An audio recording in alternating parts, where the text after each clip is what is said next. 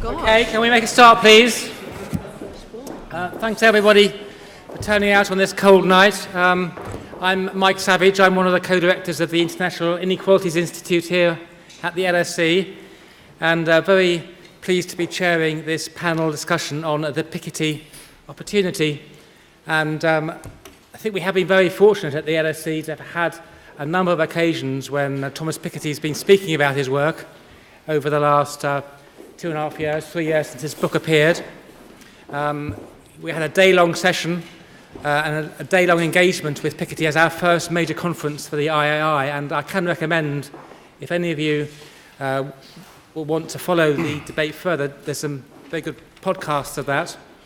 We had Pickety coming to our last annual conference in June when he was presenting his new work, including some new material on Africa and the developing world. That's also, I think, a very good chance to engage with his work. So in a way, this opportunity to chair this session came to us with great enthusiasm.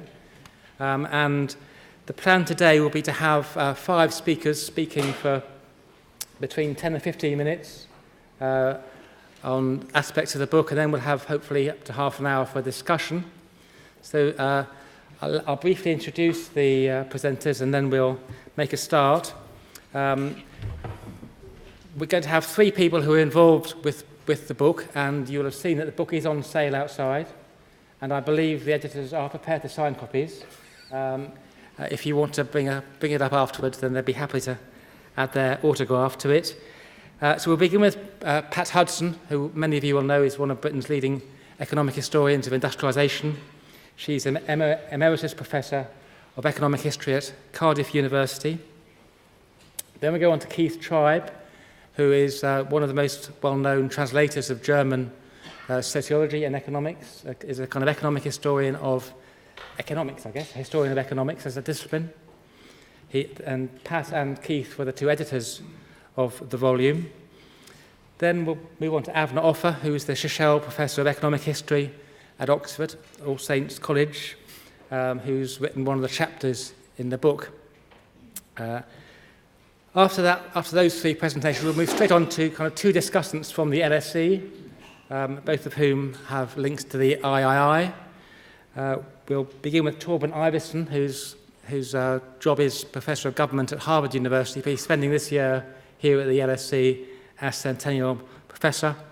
And finally, Tasha Fairfield, who's Assistant Professor in the International Development Department here, and is an expert on Latin America. So, with no further ado, I'll pass straight on to Pat to kick us off. Thank you.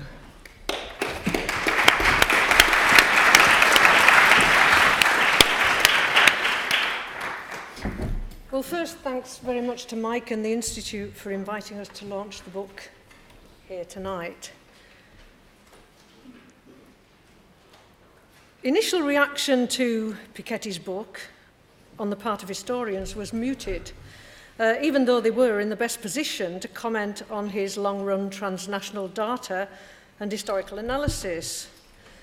There are reasons for this, not least that an economist appeared to have beaten us at our own game, but also because to engage with Piketty's ideas risks unsettling vested interests and entrenched ways of analysing economic growth and human welfare, the nature of capital and the returns to capital over the long run.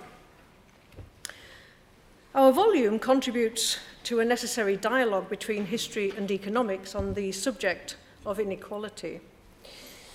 It attempts to move debates about inequality beyond Piketty by taking account of his contribution. In other words, it's not a collection of critiques and reviews, many of which have appeared in the journals since the appearance of Piketty's volume in English in particular in 2014.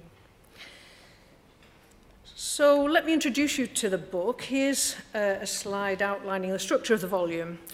Part 1 examines key definitions and concepts relating to Piketty's thesis in historical context, the difficulties of defining capital and distinguishing it from wealth, the historical variability of conceptualizing and measuring inequality, the nature and application of Piketty's particular model of the mechanics of capitalism in relation to the financialization and deregulation of the global economy in recent decades. Part 2 highlights the complexities of aggregate cross-national comparative work using long-run time series based on sources that are country-specific and of variable accuracy and comparability. The disparate historical, political and demographic trajectories of France, Germany, Great Britain, Sweden and the USA are the focus of this part of the book, as they are for Piketty. Part 3 considers the nature and foundations of inequality in economics further afield: Latin America, Africa, Japan and India. These are shorter global commentaries. They ask what Piketty's ideas look like in these very different contexts. Part 4 promotes critical use of Piketty's work as a springboard for developing new ideas and approaches in economic history and economics. So it's the section in which we look forward from Piketty and talk about the Piketty Opportunity. And I'm going to talk a bit about section 4 in a second, but to make sense of anything that the three of us say, and even in this audience, we do need briefly to rehearse Piketty's thesis and data. In a nutshell, Piketty and his team provide new evidence, mainly from tax data, of the concentration of incomes and wealth accruing to the top 10% and even more so to the top 1% or 0.1% of society in all major OECD economies between the 1970s and the end of the 20th century. This represents a return, in his view, to the polarized societies of the Belle Epoque years before the First World War. His data, here simplified inordinately, and inordinately smooth too, and therefore perhaps a bit misleading, show that we have not yet returned to the 19th century, except perhaps in the USA, which started out with a more egalitarian distribution if we conveniently ignore slavery, but we do appear to be heading slowly back to the 19th century in terms of the polarization of wealth and of incomes. For Piketty, the long-term and underlying driver of inequality, of these similar national chronologies that he's identified across countries, is, as most of you will know, the tendency for the returns to capital to exceed the rate of economic growth. This is especially so since we entered the slow growth era from the 1980s, and Piketty projects this slow growth to continue through the 21st century. The impact on inequality of the rate of growth R being greater than G, the growth rate of the economy, is aggravated by the tendency, as he asserts, for beta, the capital output ratio, to rise, and for capital to be concentrated into fewer hands, particularly through elite intermarriage, inheritance, which he's particularly concentrates upon, and the exercise of plutocratic power. In other words, Piketty argues that there's a long-term intrinsic negative relationship between modern economic growth and economic equality. The opposite of what Kuznets suggested in the very different conditions of the 1950s. Wars and revolutions, capital destruction, welfare states, financial crises and progressive taxes interrupted what Piketty sees as the fundamental laws of capitalism for several decades between the First World War and the 1970s. In a sense, he sees these decades as an aberration. And it's Piketty's focus on elite incomes and his broad definition of capital as equating to wealth that drives his explanations. This concentration causes him to focus on the importance of incomes from capital under the assumption that these will become an ever larger share of elite rewards in the coming half-century.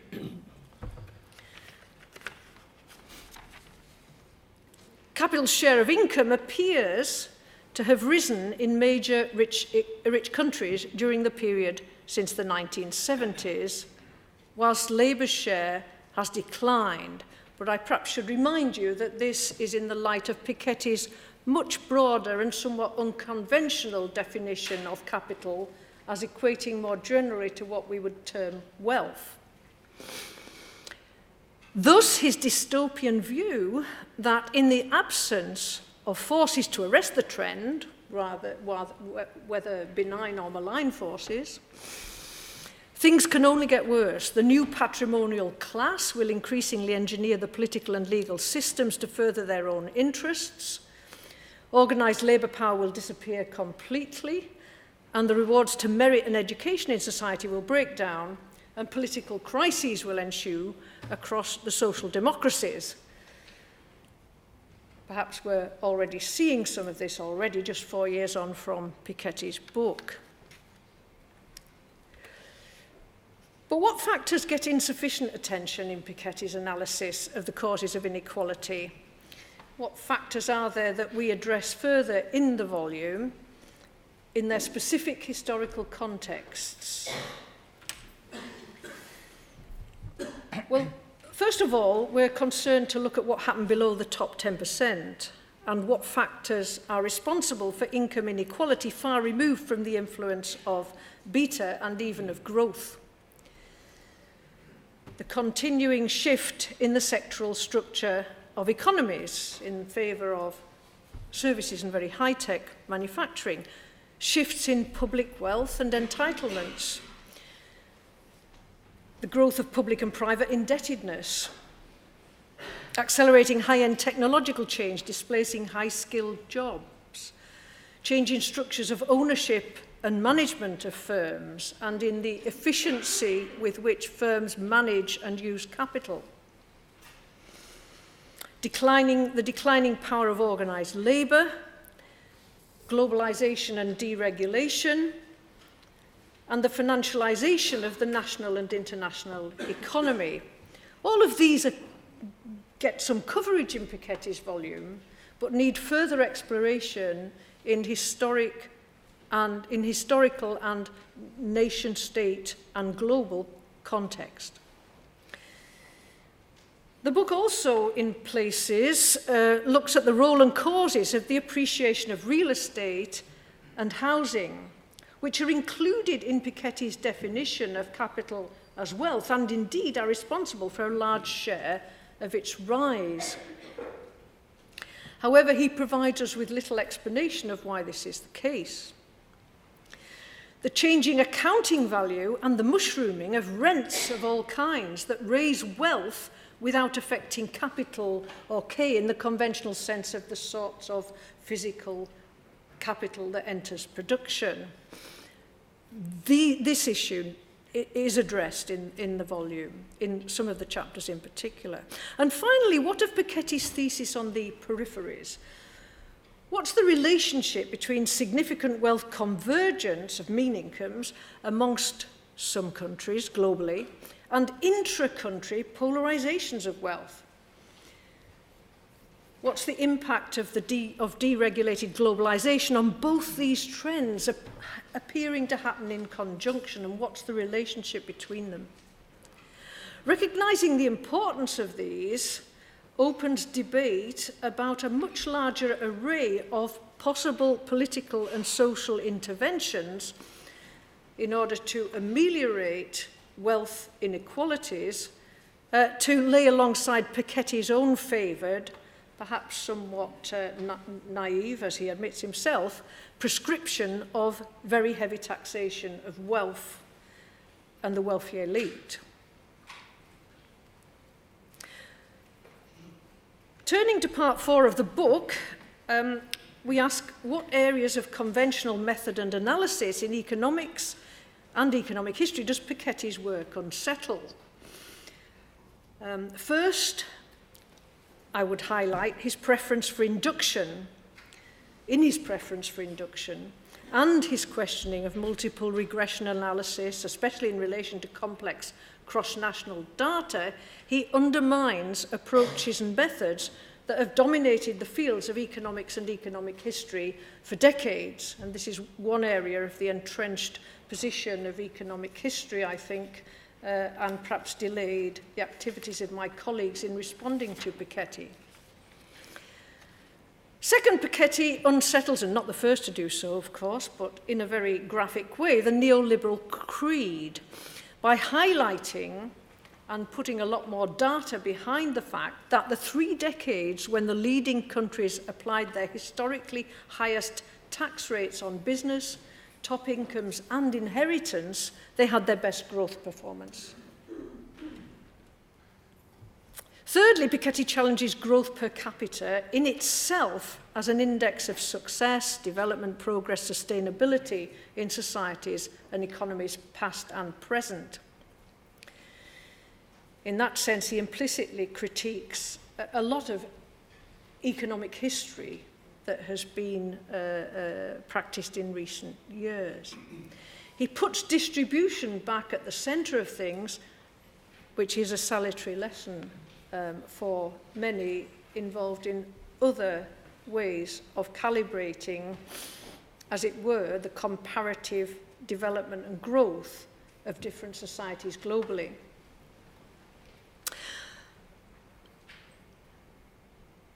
Fourthly, measures of capital in the K sense of capital entering production and measures of wealth and their often contrary movements, as highlighted in Piketty, appear to need new theories. First of all, we need a new theory of rents, I think his work shows that takes us beyond competitive marginal productivity theories of determination of factor rewards to model the mechanisms and institutions that generate rents with consequences, marked consequences for wealth inequality. And it's rents that particularly, I think, cause, along with the value of real estate and housing, the immense gulf between capital in the sense of K entering production and wealth more broadly defined and its accumulation. And secondly, we need to consider the inflation of property prices and linking it to the globalization of credit and the mortgage market, and indeed also of elite demand for real estate and globalized demand for real estate. 5, conventional theories of growth are unsettled by Piketty's work. The old stylized facts of the constancy of factor shares no longer obtains. Current technologies, nanotechnology, biotechnology, artificial intelligence, may move also the elasticity of substitution between labour and capital, between capital and labour, significantly above unity. Piketty, his work then points to the fact that we need new theories for a new era. Certainly, growth theory that employs the concept of total factor productivity growth is no longer enough. It needs to be superseded.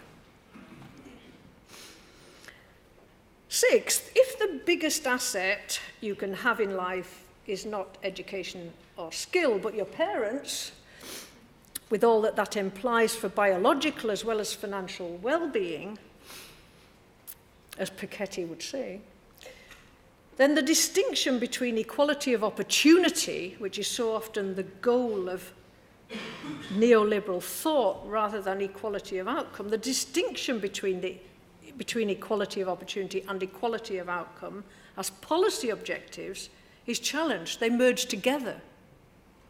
And we have to think carefully about that.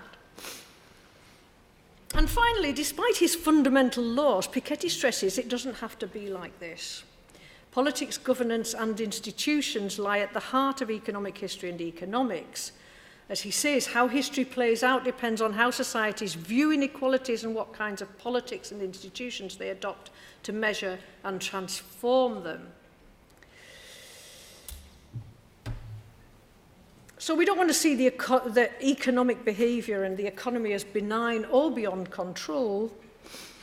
It's a folly, in his view, to separate the economy as a mechanism capable of scientific analysis from the rest of social and political life, a point that many good theoreticians and economic theorists have said, but this has never gained a dominant position within the world of the professional economist. And finally, Piketty challenges the foundations of good and bad institutions identified by neo-institutionalism. I can see a way in which his work addresses all that we have learned from the neo-institutional literature since Douglas C. North, but particularly in its more recent manifestations, addresses it and finds it wanting. That's all I have to say about the book and its structure. I'll now turn to Keith.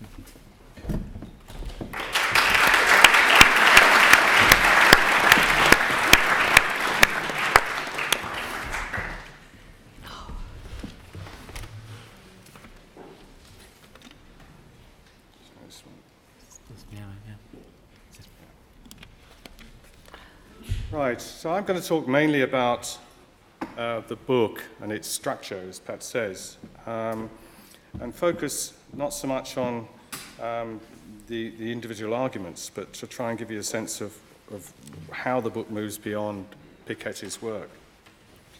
So there are three main parts, well, two main components to the book. First of all, we do it in the beginning talk about basic concepts. I've authored a chapter with Jeff Harcourt, or Jeff Harcourt wrote it mainly and insisted that I become co-author,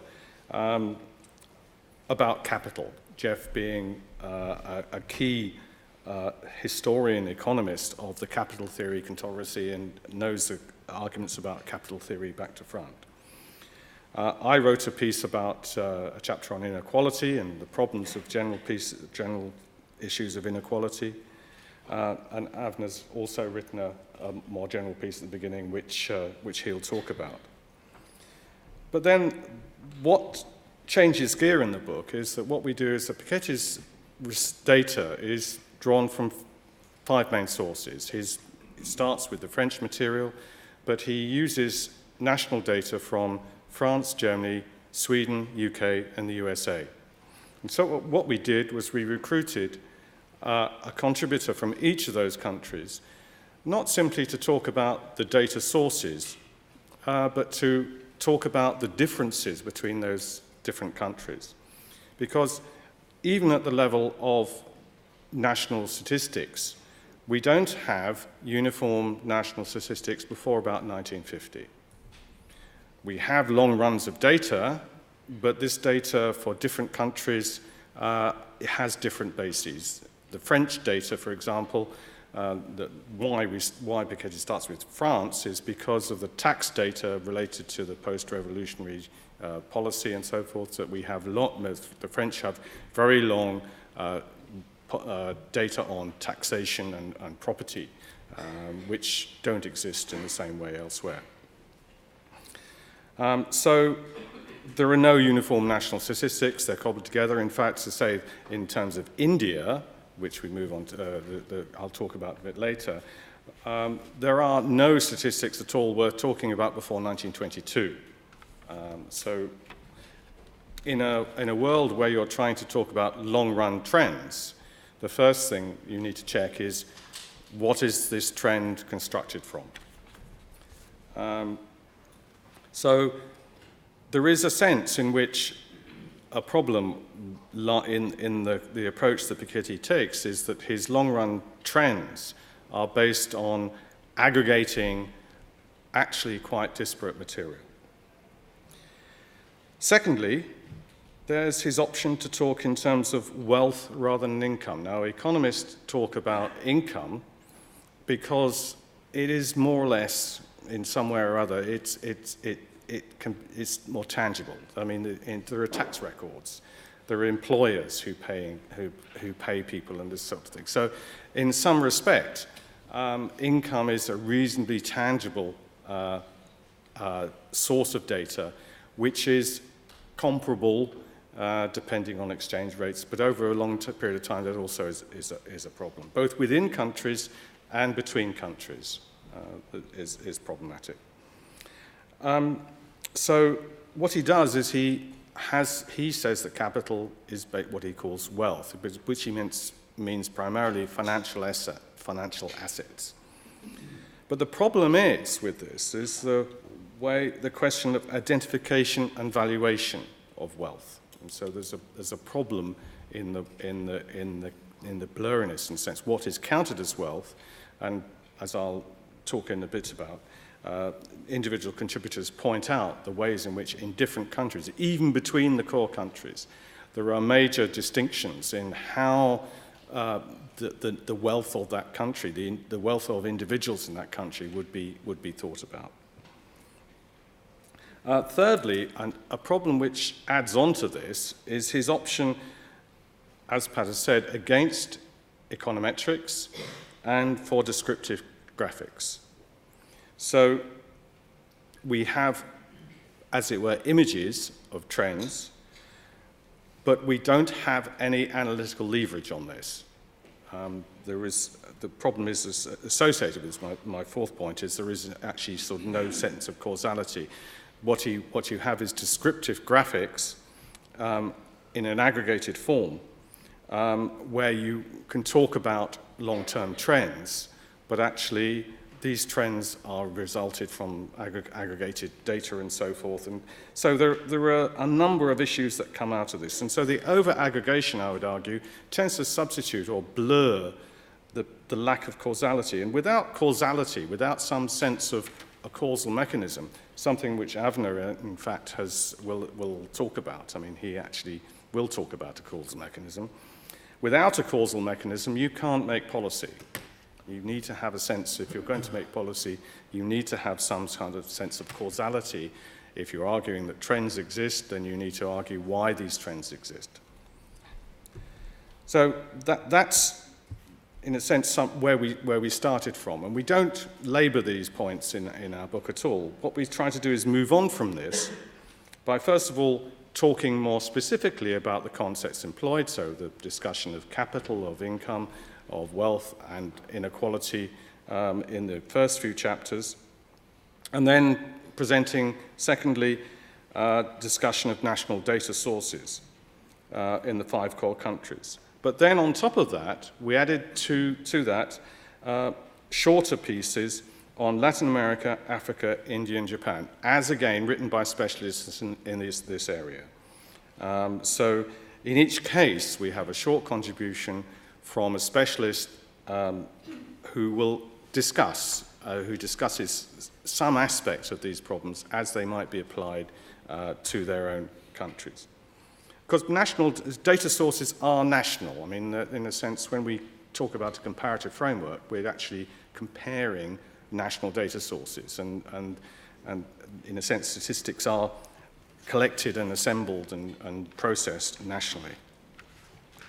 So I'll just talk briefly about 3 of the contributions to give you some sort of sense of what's in the case studies.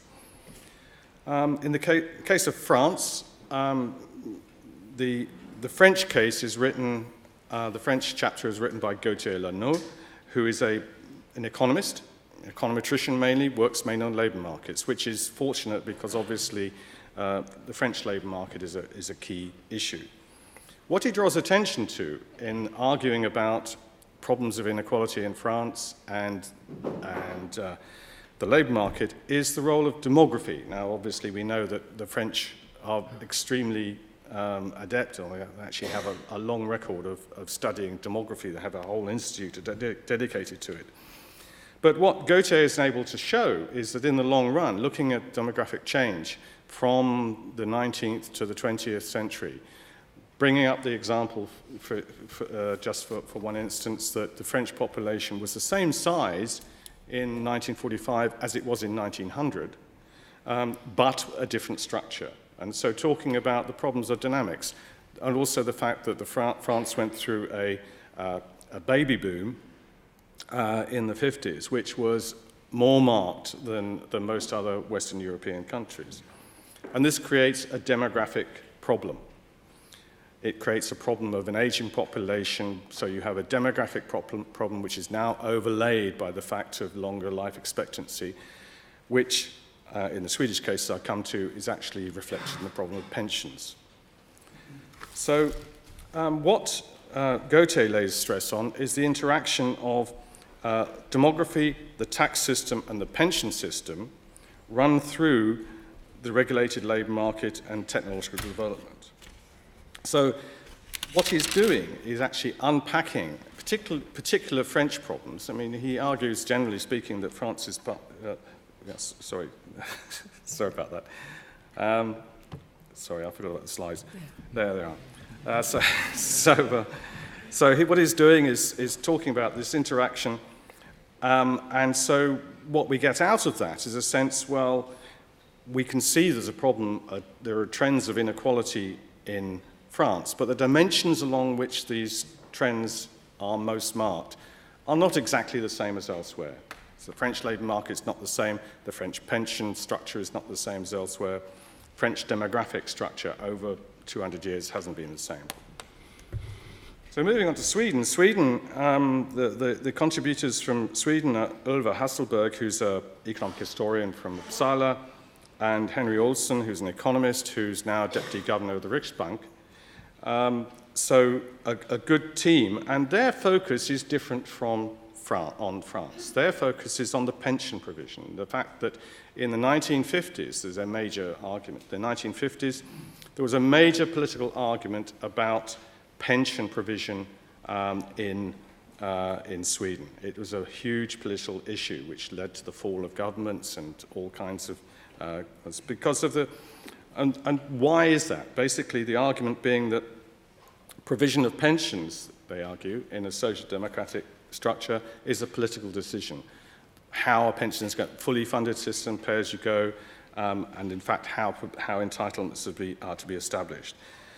This leads also to the questions of collective and individual wealth, and the fact that in looking at Scandinavian countries, we have countries like Denmark, which has a fully funded pension system, mostly individual, mostly private pensions, or the Norwegian example, which actually has a huge wealth fund and basically a complete state pension based on this huge wealth fund, or mostly other countries have combinations of pay-as-you-go and fully funded systems.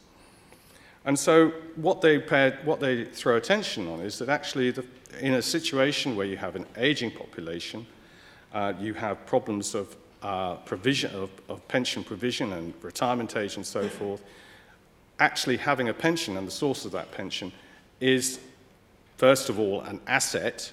It's part of an individual's wealth, and also it's a political issue about political decisions, about relationships between generations and so forth.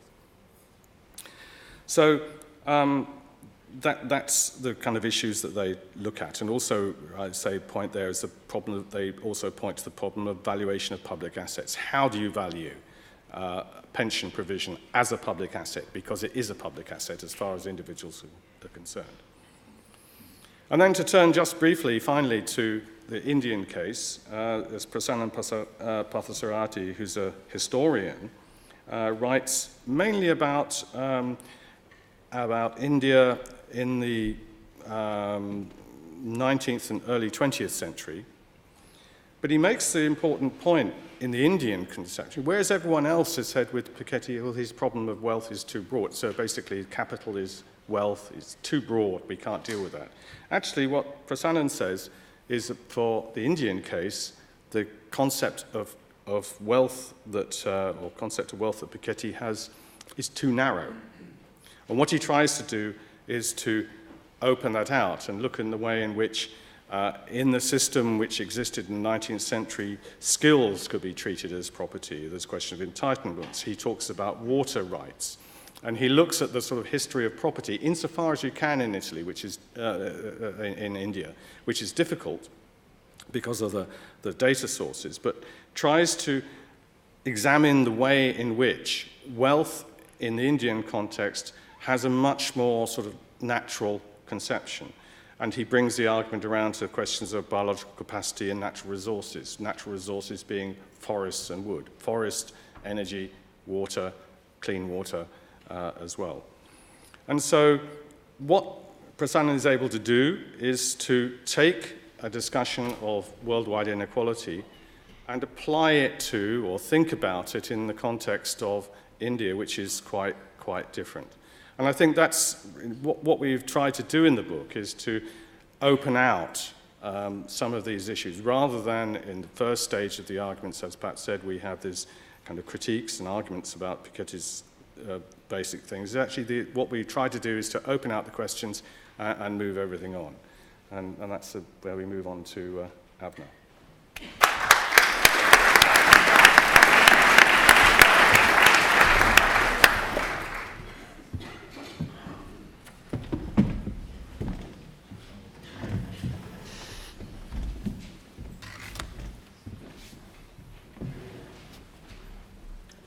So,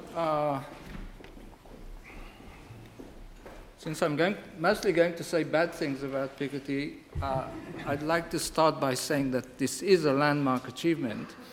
And why is it a landmark achievement? First, just exposing us to these shocking findings about the share of the wealthy over 2 centuries and its increase during the last 40 years. And his research program has also formed the public discourse in the last, say, 7-8 years, because he's reframed inequality as a distinction between the top 1% and the 99%. You know, all that talk about the 99% really comes from the Pickety, Atkinson, Sayers, and so on research project. So it's completely reframed, the discourse. It's an ambitious project which provides an explanation of this rising share of the wealthy, and also a proposal of how to contain it. But I think the explanation is wrong, and there are better mitigations than the one he offers. So I'll start by saying that really the explanatory model makes no sense. Now, I'm not being original about this. Lots of people have said the same thing. So first, I'm a little short of time, so I'm going to run through this slide so quickly you won't be able to read it. Nevertheless, I'd like to tell you that it's there. And if anyone wants to come back to it later, maybe we can do this. So, you know, it's a productivity story, 2 factors of production, capital and labor. Capital is more productive, gets a rising share of output, hence the share of capital rises faster than national income, profit rises more than income. That's the basic story, you've heard it 1,000 times. Now, that really makes no sense for reasons I'll skip over very quickly. You know, those of you, you know, this is a very high IQ gathering, so maybe you can take it in. I'd like, before I go on, I'd like just to point out that the one thing the model doesn't explain is concentration. Why is wealth becoming more concentrated? That's no part of the model. For example, why isn't everyone a capitalist? You know, for the capital share to increase, that doesn't mean that the wealthy have to become more wealthy. If everyone owns capital, then there's no problem really. And actually, something like that has been happening, as I'll point out in a minute. You know, even Pickety doesn't quite believe his model, and I can expand on this as well. So let's look at the Pickety model of inequality, or actually the Pickety description of inequality. So here it is. This is so familiar, except for one thing. If you notice that the share of the wealthy is supposed to be increasing, that's not what this graph shows. It's actually decreasing. So it's moving the wrong way. The Pickety model is wrong 60% of the time in the 20th century. Now, why is it wrong? Because the Pickety law is not a law, it's just a tendency. And with tendencies, there can also be countervailing tendencies. So in this case, there was a countervailing tendency, in this case, mostly social democratic taxation, which prevented the tendency from working the way it was supposed to work. So it worked the other way. However, this was reversed in around 1980. So if it were not for the last 40 years, Pickety would be wrong all the time. So really the question is, what happened in the last 40 years? Hey, there it is. What's happened in the last 40 years? So I'm going to offer you an alternative model. I say here money in housing. It's actually credit in housing. So what I'm going to tell you about is a new social contract which emerges in the 1980s, which is based on home ownership and which is driven by an expansion of credit. Now, why did credit expand? Where did the money come from? Hey, that's a wonderful story which I won't tell you. So you can scratch your heads as to where all this money suddenly appeared from, but you can see that as a proportion of GDP, this is domestic credit provided by the financial sector. Looking at the UK from trough to peak, this gives us something like an 8-fold increase in the period we're talking about. So there's enormous expansion of credit which happens during these years. Other countries, if you believe these statistics, have expansions of the same order of magnitude, if not actually of the same size. So this is going to be a very different dynamic from the one that Pickety describes. Now, where does this credit go to? It goes to households, among other things. Actually, most of the credit is between the financial institutions themselves. They lend to each other a lot. Why they do that is, again, another interesting story. But what you can see here is you have 3 bars. This is household gross debt as percent of disposable income. And the blue bar is 1980, the middle bar, the orange bar is 1995, and the last bar is 2010. If you just look at the UK, you can see that household debt increases 3-fold, from 50% of disposable income to about 150% of disposable income. What are these people borrowing for? Are they borrowing to buy Ferraris?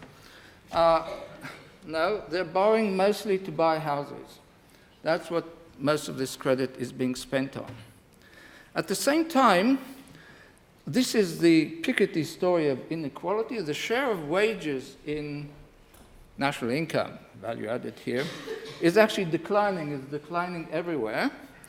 But, you know, this is a little misleading because of the way that these things are calculated. In the way these things are calculated, by the way, these wages are not not just manual workers and so on. It includes everyone, include chief executive officers who get 100 million a year. But why is the share declining? One reason is that there's a new stream of income, and that new stream of income is the imputed rent on the houses that people acquire. So if you buy a house, then the Office of National Statistics, or whoever calculated national income, calculates the rent that you would have paid had you been renting as capital income. So in fact, it's not as steep as it might look, what you see here. It's not the complete story about the immiseration of the workers. The workers are being immiserated, but not quite in this way. So the thing about all of this indebtedness, all of this taking on of debt, is that it pays off. It's actually good debt to take on. So the reason for that is wealth grows faster than debt. So what we have here is a graph which shows the fractions of debt and assets. So let's try this. If we work below the zero line, below the bottom line is debt. This is all percent of disposable income. Then above that, we see housing wealth. That's the equity wealth that people have in their houses. I think with the naked eye, you can see it's much bigger than the debt. Then there's the pension debt, and then there's the financial debt. That's a little misleading, because this financial debt doesn't mean that people are rich. This is actually mostly the balancing element, because all this debt has to be lent by somebody. So those are the financial assets, which ultimately are household assets. So that's more or less the story. Now, how come that housing wealth is so much bigger than debt? This is the wonderful mechanism on which this social contract is based. So long as you're paying a mortgage at higher and higher house prices, because house prices are rising together with credit, then you're being squeezed. But once you finish paying the mortgage, the house price continues to rise, but you're not paying anything. So what we have is a kind of, it's called a credit collateral cycle. So the value of the house, well, there's competition for housing, because people have to live somewhere. How do they compete? They compete by borrowing. How much can they borrow? As much as the banks will lend them. The banks are happy to lend them because property values are rising. So this is a cycle that drives property values up. And once you finish paying, then you're having a free lunch, because the value of the house continues to rise. An increasing proportion of the population now has debt-free housing, and these people like the system very much. So these are the winners of the system. And this is also the destination for everyone else. So in pretty much every country in the West, except for Switzerland, interestingly, more than 50% of the households are signed up to the owner-occupation project, so they're sacrificing now, but they can see nirvana at the end of the rainbow. If I've mixed metaphors, you will forgive me. Okay. So this sounds like a benign cycle, which goes in exactly the opposite direction of Pickety. So why shouldn't it go on forever? Well, it's a self-limiting process. It cannot go on forever, because as house prices go up, two things happen. One is that households need to pay an increasing proportion of their income to service the debt, because house prices are being pushed up by this expansion of credit. So you have to pay more and more of your income to support the debt. Now, if you're paying your income to support the debt, then you cannot buy stuff with it. Yes? So it squeezes out demand from the economy. You cannot buy stuff with it. So the people who make stuff can no longer pay their mortgages, so they default. They default, the banks collapse. So that's a self-limiting process, and you can see this in action in a variety of countries. So what you see here is debt service ratios as percentage of the whole private income and financial crisis dates. And you can see that once debt service reaches some critical value, and by the way, that critical value is itself on a rising trend, then we have a financial crisis. And the financial crisis brings this process to an end. There's another deleterious aspect of this, which is the rise of house prices increasingly drives them beyond the reach of a growing part of the population. So we also have a social crisis brewing up. When I first gave this talk, I said this will eventually lead to a political crisis. Well, now the political crisis has happened already. So this is really quite a different story from the Pickety one. So, oh yes, borrowing is a self-limiting process. Now you know. So what do we do about it? Well, so he's created a new agenda, but his global wealth tax, first, it doesn't arise out of his model. He just pulled it out of the air, so it's not actually consistent with his model. And also, it's not going to happen, because there's no global agency, so it's a very nice proposal, which means that we're not going to do anything. So let's not look to that for a solution. What can we do? This money real estate interpretation suggests that remedies need to be local and not global. And here's a little menu of things that I'm afraid are not going to happen. But if someone really wanted to fix these things, then that is what they might consider doing.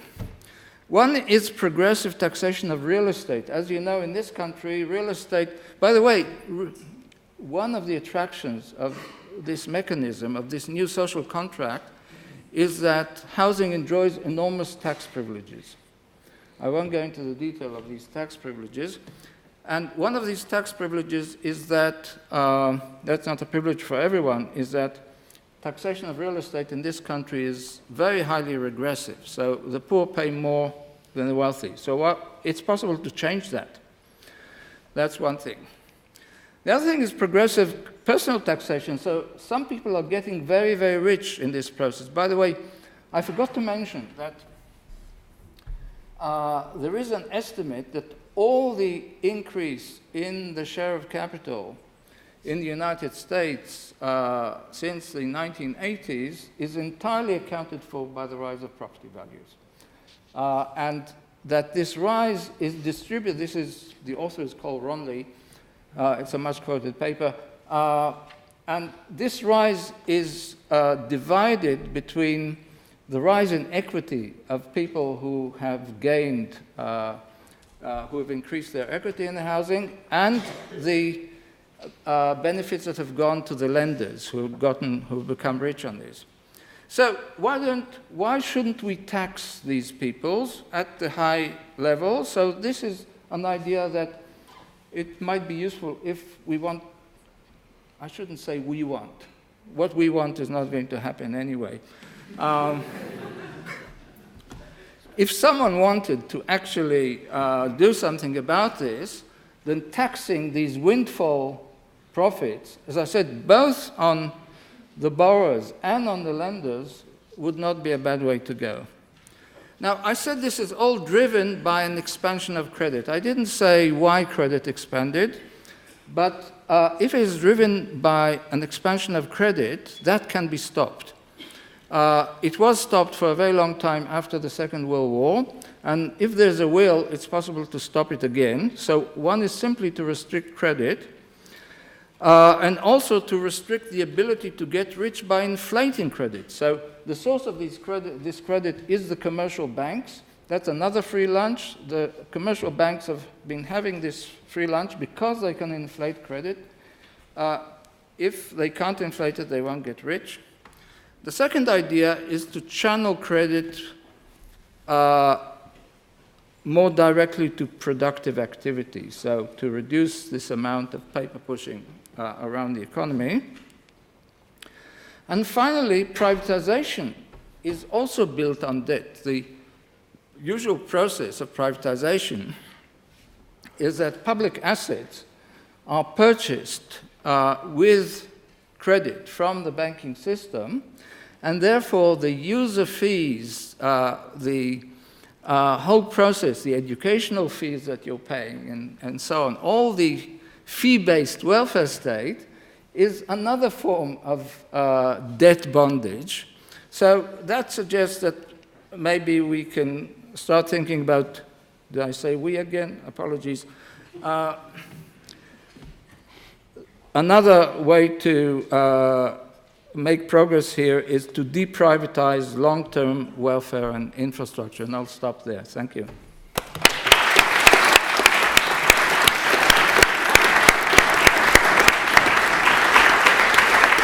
Okay.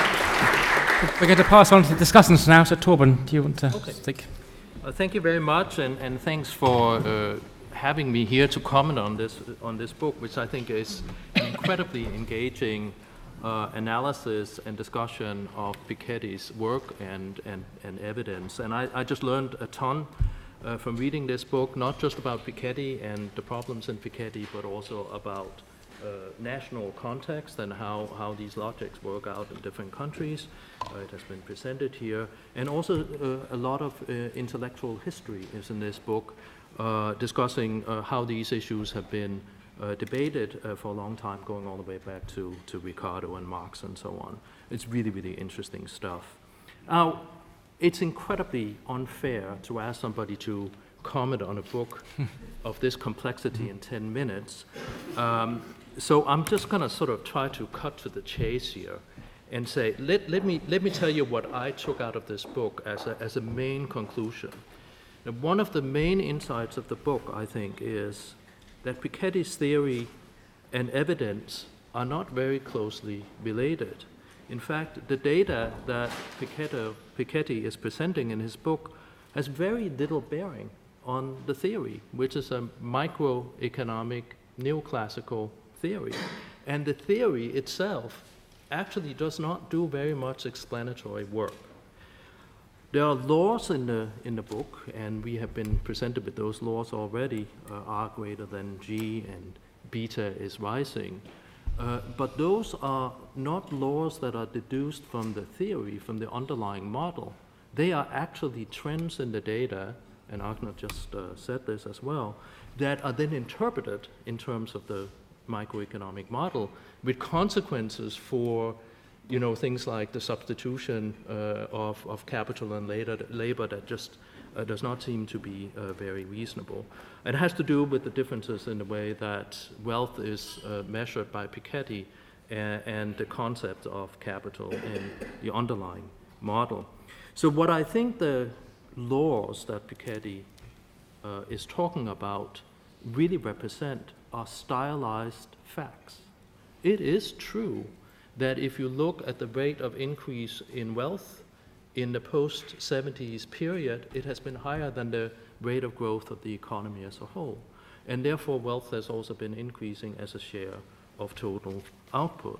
These are stylized facts. And the question then is, how do we explain them?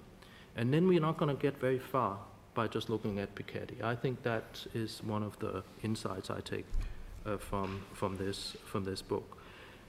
And I also think that it's important to repeat what you said, that it's really a story that applies to the post-1970s. So in the 50 or 100 years before that, it does not apply. Okay. So how do we explain these trends in the post-70s period?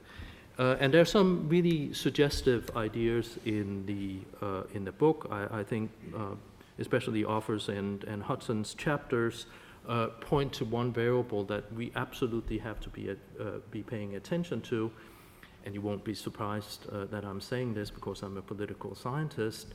We have to pay attention to politics, okay? And Piketty does not. He talks about policies, but he doesn't talk about politics. He doesn't talk about political institutions. He doesn't talk about how politicians are incentivized to pursue certain types of policies over others, and politics is not part of the underlying model. There's nothing about politics in the model. Okay, so what kind of factors would we point to if we try to develop a political explanation, a politics explanation for the stylized facts that are represented by these laws of capital? I'm just going to make three sort of broad observations about this, and it's going to go very quick so I can stay within my limits. One is that we have to pay close attention to democracy and how democracy works. There's sort of an implicit notion in Piketty's book that everything is driven by the preferences of the top 1%, okay, or by capital. So the 99% of the rest of the population and the electorate in these democracies are basically being disenfranchised in Piketty's theory. They just don't play any role, okay? And I think they have no agency. I think we should be very skeptical of that notion. And we should be very skeptical of that notion because it's very much driven by these laws, right? R greater than G, beta is increasing. But we know now, partly because of this book, that these laws are actually induced from the evidence. They are not flowing from any underlying logic of capitalism or anything like that. So what happens if we focus in on the rest of the distribution, especially the middle and upper middle classes, sort of the 40% to 90 percentile of the distribution? What kind of analysis would that yield? And I think one of the key questions is what is it that the middle classes and the upper middle classes want? Because presumably it's somewhere in that middle, that broad middle, that we're going to find the pivotal voters in democracy. So what do these pivotal voters want? Do they want things that are very different from what Piketty is talking about? I mean, these laws. And I think Avner has just suggested there are very good reasons to think that they actually want exactly what has happened. Because, and this gets us into this question about how wealth is measured in Piketty compared to what the underlying concept of capital really is. So wealth includes all these things other than capital, most notably real estate, housing, and also private pension savings that are tied to the stock market and so on. And then you ask, well, given that a majority of people in most of these countries in the advanced democracies are homeowners, would they like to see the prices of their real estate go up, the houses go up? Of course they would. Would they like to see the value of their private pensions go up? Of course they would. And this all requires increases in asset prices. And I think politicians, democratic politicians, trying to appeal to these middle classes and upper middle classes, were very, very eager to give them what they wanted. And therefore, they deregulated, to a considerable extent, this is part of the story, they deregulated financial markets and mortgage markets that allowed an appreciation in house prices. This is what house owners wanted, and politicians gave it to them. And this is democracy in operation, and that drives a lot of the increase in the share of wealth out of total output. So that's part of the story. Then I want to sort of draw attention to another big variable that is omitted from Piketty's analysis that is mentioned a number of times in the book, and that's the welfare state. Okay, Piketty is only looking at before taxes and transfers income and income distributions, and there's actually a big difference. So the Luxembourg income study has lots of data where you can look at before taxes and transfer incomes and after taxes and transfer incomes, and the difference is very big. Okay, so there's a significant reduction in inequality from before taxes and transfers to after, and that's the effect of the welfare state. Okay? And the welfare state itself is a function of democratic politics. It sure is not a function of any of these laws that Piketty is talking about. And these are big changes. These are big redistributive effects. So even in a country like the US that is at the very bottom in terms of redistribution, we're still talking about a 10 to 15% reduction in the Gini coefficient from before to after taxes. If you go to Scandinavia, it's more in the order of 40%. If you look at poverty rates, it's somewhere between 40 and 80%. A huge reduction as a result of the role of the welfare state. And this is, of course, also something that the middle classes are benefiting from. And even when wealth and incomes, when incomes are increasing at the top end, it actually puts more money into the public system, into the welfare state, that is then, to some extent, to some degree, redistributed. And so if you look at federal taxes in the US, it might be surprising to know that 50% of those taxes are paid by the top 10% in the distribution. About 30% is paid by the top 1%. So the richer these guys get at the top does not necessarily mean, and I think that's a very strong implication of what Piketty is saying, does not mean that everybody else is becoming poor. Okay? There's actually a lot of money that goes back, especially to the middle classes. And then having said that, I also want to caution about the role of the welfare state, because it has become much less redistributive over time, precisely the time that Pickety is identifying as the time of rise in inequality. There's much less, in particular, redistribution towards the poor. And there's a very notable, in public opinion surveys, decline in support for redistribution towards the poor, not just among the rich, but also among the middle classes. And I think this has a lot to do with a transition to a new economy, knowledge economy, where if you are in the stream of wealth creation in the new knowledge economy, as you all are, okay, then there's very little concern about becoming poor. And there's very little mobility between those people who are included in the new knowledge economy and those who are excluded. Very little mobility between those two. And that undermines solidarity. That undermines solidarity with the poor. Okay? And this is, I think, a very important reason for the rise in inequality, although this is focusing at the bottom end of the distribution. And then I'm ready to conclude, but with a puzzle that I actually took from Pat Hudson's concluding chapter. And I think it's a very, very interesting puzzle. And I think if we can answer this, we will learn a lot about inequality and why it's been rising. So I'm just quoting here.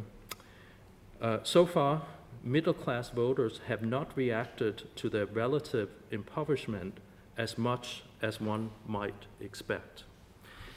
If the rich are becoming so much richer, why is the middle not soaking the rich? Okay. And that does not seem to be happening. And I think that's a really interesting puzzle. Now, it might start to happen, it might happen in the future, but it doesn't really seem to have happened to any great extent in this period. And that's a little bit of a puzzle, and I think there's something about the way democracy is working that we don't quite understand to explain that, to explain that puzzle. But again, the spotlight is on democracy and how it works, and I think we need to know a lot more about that before we can understand the trends that Pickety have so well identified with his terrific data. And I think that is actually what is implied by the subtitle of the book here. It's the Piketty Opportunity. It's the opportunity to really understand these political dynamics. I don't think Pickety has done that, but I think that's the challenge going forward.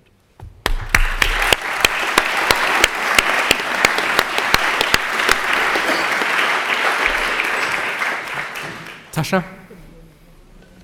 Thank you. So I'm going to try to just step back a little bit, and I want to start with a sort of a personal kind of observation that I think points to the importance of Piketty's work and the Piketty Opportunity and so forth. So I'm also a political scientist, and I study the politics of tax reform in Latin America. So in particular, I'm interested in prospects for taxing economic elites. And we know that Latin America has extremely high inequality, and it's had extremely high inequality for an extremely long time. And on top of that, these states historically had very weak tax capacity. And the crux of the problem, at least in the contemporary period, is that economic elites are paying very low direct taxes. I think that studying the relationship between democracy and inequality has to focus centrally on taxation alongside social policy. There tends to be a lot more work, at least in my region, on social policy. But until Pickety and his colleagues started studying top incomes, there was very little room to talk about progressive taxation. So even in political science, I think there was a very rigid assumption that you could not do redistribution through the tax system. So it was inefficient, it was unnecessary, all you needed to do is to ramp up the VAT, and then you redistribute on the social spending side. So that was basically the Nordic model. But if you look at the data, many Latin American countries are actually taxing consumption as heavily as the European countries, and the real shortfall is in direct taxes.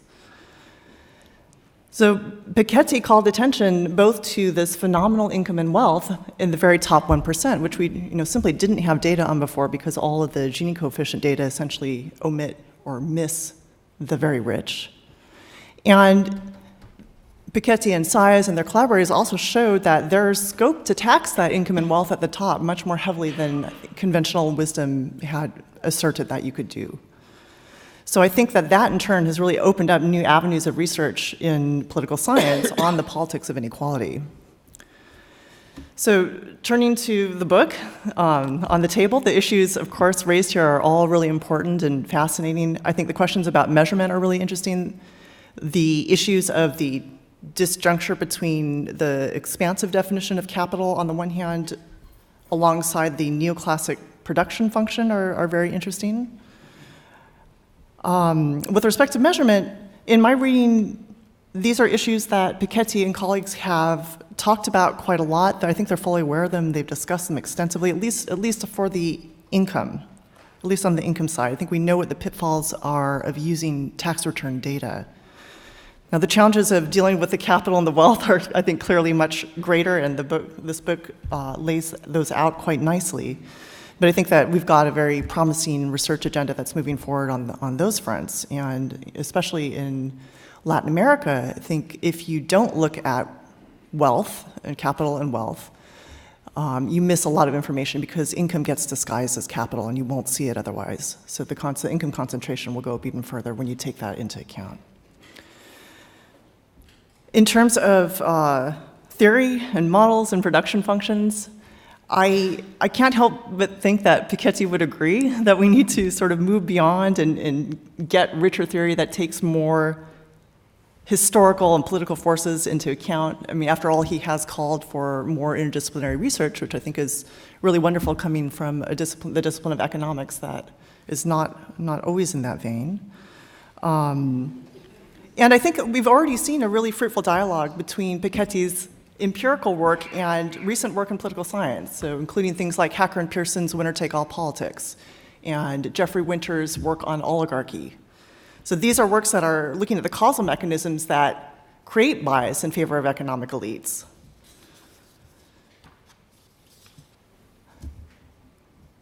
Pat Hudson writes towards the end of the book that without recourse to Piketty's fundamental laws, the rising power of business and especially banks can explain the increase in the wealth to income ratio. As someone who studies business power, I'm quite inclined to agree. And in that vein, I think that we need more research on policy processes and on the mechanisms through which business and economic elites are able to influence policy decisions. And then once we've done that, we can move on and look at the conditions under which equity-enhancing reforms might be politically feasible. So Pickety has come under some critique and criticism for offering these radical policy solutions. It's been said elsewhere, it's been said a bit in the book. I liked Pat's comment in the last chapter that this may be a bit of the radical policy solutions like the global wealth tax may be a bit of a diversion, but then she notes that it started this very productive debate. And I would just shift the emphasis a little bit. I clearly agree that a global wealth tax is exceedingly unlikely, but I think the major contribution of Pickety here is just in widening the scope of the debate. So that in and of itself sort of vastly broadens the realm of the possible and pushes the frontier. So once it becomes acceptable to talk about these what we would consider radical policy solutions like a global wealth tax, then we're able to shift from being able to conceive of just incremental, marginal reforms to actually looking at very significant, if not radical, reforms. So we'll probably never have a global wealth tax, but I think a whole range of less radical but still important initiatives may have a better shot than they did before. And I'll stop there and let us have some discussion.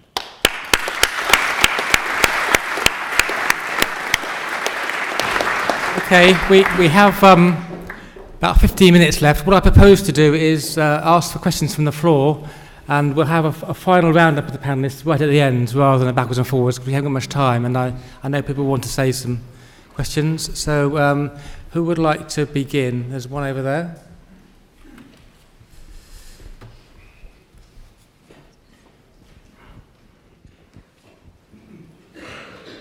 Many thanks to all the panelists. It was a fascinating presentation. I look forward to reading the book. Just on the last point, in terms of the possibly unrealistic policy recommendations from Pickety, I just want to ask a bit on the possibly undue influence of celebrity academia.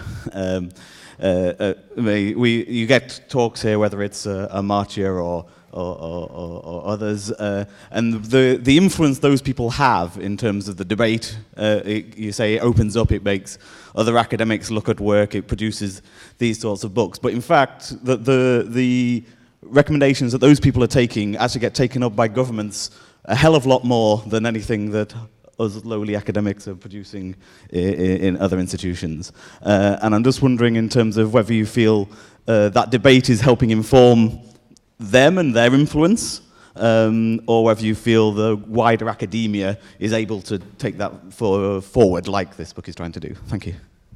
Okay, let's get some more questions. Some over here. I think you were next, yeah? Yeah. Wait for the microphone.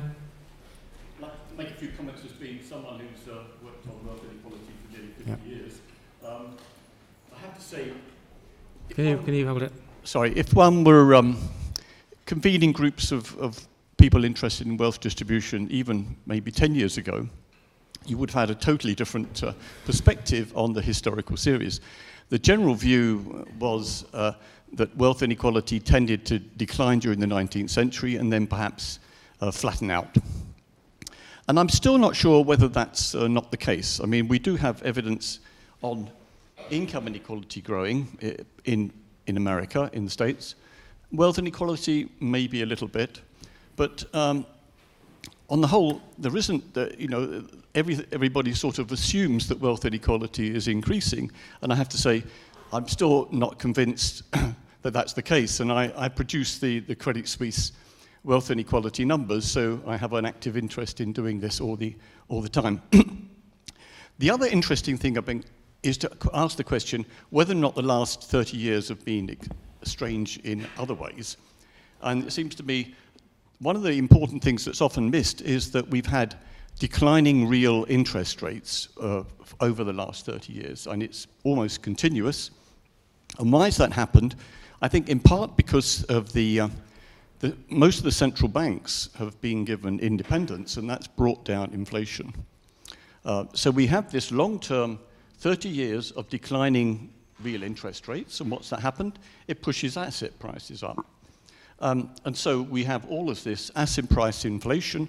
Clearly, the richer people who have more in the way of financial assets have benefited most. So to the extent to which wealth inequality has gone up, it may simply be a reflection of that trend. And of course, then the question is can this continue? And the answer is no, because we're now down to very close to zero interest rates. And what's going to happen when interest rates possibly go up? Of course, the other factor is that the quantitative easing, which hasn't been mentioned, but I think in the last, since 2008, that's been a major factor, again, in keeping real interest rates low and keeping asset prices high. And of course, all of this capital gains, it's been ploughed back into investments, forcing interest rates down, inflating house prices, because people have just run out of assets in which to invest in. Thank you. In the jacket there. Hello, I'll keep it very short. For me, it looks like, like a free-flowing river forging its own way. When he mentioned about the puzzle at the end of the book about, I don't know, the middle class coming up to solve these issues, what one might suggest is, should the middle class take a harsh approach, closer to like something of a French Revolution, or like what happened in India right now, demonetization, or the government in developing countries, they are taking steps to control how much money does the rich, take up, or how to take it back from them and give it to the middle class. Thank you. Okay, we've got time for I think one or two more. Yeah, Mona, yeah. Thank you very much. I have a question that is both methodological and political. Namely, what place do private and corporate tax evasion strategies have in a Piketty-informed debate about inequality? Okay, yep, at the end there. A closely related question to the last, to Professor Iversen, perhaps in particular, who asked, why isn't there a challenge below the very top? don't we see this kind of challenge developing, or do you see it developing, maybe not just from the middle class, but from those people who feel they have been left out or don't have a way to acquire the assets to maintain the standard of living that maybe they were led to believe? Okay, this is going to be the genuinely last question here from Maxine Berg. I'm happy for you to take one or two more and just to pass, actually. Okay. I'd just like to ask why gender doesn't seem to appear in this debate much at all. Demography, households, changing structures of the labor market in these last 30, 40 years. And I think it is an issue that does need to be discussed here. So. Okay. Pat has suggested she doesn't want to say anything, but I mean, I'll have a couple more questions. Time for more questions. Well, one more question over there, then we'll go back, have one sweep to the panel.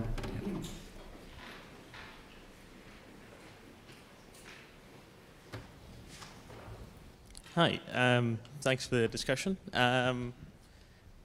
We've heard a lot about the decline in the labor share and the rise in the capital share and various explanations that don't involve the elasticity of substitution thing Piketty talks about. Could we hear some about the alternative explanations for concentration? So if we throw out R minus R is greater than G as an explanation, other alternative things, I don't know, labor, income concentration, or taxation, maybe. Thank you. Okay, so what we'll do is we'll just work through the panel, and if Pat or Keith or Avner wants to respond, either to what Torben and Tasha said as well as the comments, and then we'll just go around and do one final sweep up. Pat. Well, the reason I was reluctant to respond is that we took up so much time, and it's good to hear people. We don't own this topic or critiques of Piketty, or even moving beyond Piketty to look at his opportunity. And particularly in my case, you know, I'm a historian of industrialization, not an expert in modern inequality studies. However, you know, all historians should be interested in this topic, and that's how I came to be involved, because I felt that historians weren't responding sufficiently to debates that were in the popular press and amongst economists on these important topics. So many important points have been raised. I can't possibly, you know, address them with the seriousness that they deserve, especially in relation to the theoretical question that came last, and in relation to the impact on gender through changes in the labour market, the rise of services and technologies that supplant labour, both in unskilled but also increasingly in skilled occupations, have all got a huge role to play in looking at the dynamics of inequality, and Piketty doesn't give them full attention. But of course, the way that upsets gender-specific demand for labour in different sectors is central to what we should think about there. I thought your question was really important. What the hell is going on in the last 30 years? There are lots of very strange things that we haven't seen before, and Piketty's take on them is very partial, very partial. Tax avoidance is really important. It's got to be, you know, the Panama Papers are just a small glimpse at what is going on. And inequality erodes the tax base of democracies because the rich can hide their wealth where the poor can't. So I do think tax avoidance, and there's one or two really good books recent books on tax avoidance, and its importance, but that has got to be central. I'm sorry, I can't remember any of the other questions. So. Keith, do you want to say anything? Yeah, I'd like to address two issues. First, I'll start with gender. So gender is part of my story in two ways. One way is that the expansion of debt service was partly based on women's increasing labor force participation. So women are going out more to work. Their incomes are being taken into account into the creditworthy of households, and that helps to drive up house prices. That's one part of the story. But the other part of the story is the breakdown of the household. So maybe the two stories are even connected, that this greater stress on the household also causes family breakdown. And family breakdown exacerbates inequality because the single person or single parent households that arise out of this process are in no way able to participate in this race. So they join the group at the bottom, the group at the bottom that's increasing in size, that's locked out of this new social contract. That's one thing. Very quickly, I'll mention another thing. Something we haven't mentioned here is ideology. These are the stories we are told. And I think that the background of this is the pervasive expansion of market ideology, which is the idea that you can leave it to the market. This begins with the credit expansion. The credit expansion itself, I haven't gone into this, but the credit expansion itself arose from the idea that attempting to control credit was difficult, was tiresome, was inefficient, and so on, and the market was self-regulating. Well, it's self-regulating on a trend, so it is expanding all the time. There is a real research puzzle there, I think, which is what governs the pace of credit expansion. I haven't quite seen an answer to that. You know, it's not at one step, although it is at some points. So something is driving this. I have my own hypothesis about this, but at any rate, that's one thing. The other part of this market ideology is actually, it's in the Pickety model. In the Pickety model, everyone gets what they deserve. So once you tell everyone that everyone gets what they deserve, then you stop worrying about the poor because they're just getting what they deserve. And you believe, you know, most people have an exaggerated idea of their own capacities, and so they think they're going to do better than everyone else because they're also smarter and more handsome and drive better and so on. So this really appeals to them. So that's also part of this story, and I'll stop here. Okay. I think we should finish now, so thank you to all the speakers.